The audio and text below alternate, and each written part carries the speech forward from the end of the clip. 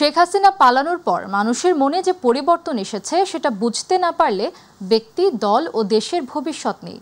আন্দোলনের কৃতিত্ব নিয়ে লড়াই হলে ভবিষ্যৎ অন্ধকার বলে মন্তব্য করেছেন বিএনপির স্থায়ী কমিটির সদস্য আমির খসরু মাহমুদ চৌধুরী। দুপুরে জুলাই গণ অভ্যুত্থান সেমিনারে তিনি কথা বলেন। রাজনীতির পাশাপাশি অর্থনৈতিক ডেমোক্রেসি সহ নিজের ও পরিবারের সদস্যদের গণতন্ত্র মনা করতে হবে উল্লেখ করে তিনি বলেন, মানুষের আকাশচুম্বী প্রত্যাশা পূরণে ধৈর্যচ্যুতি ঘটাবে না বিএনপি।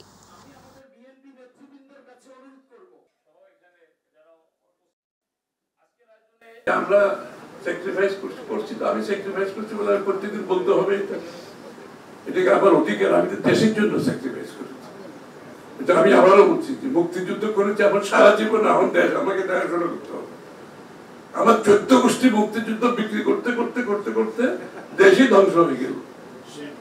আবার এখন শুরু হয়েছে আরেক বিক্রি শুরু। এটা আর ঠিক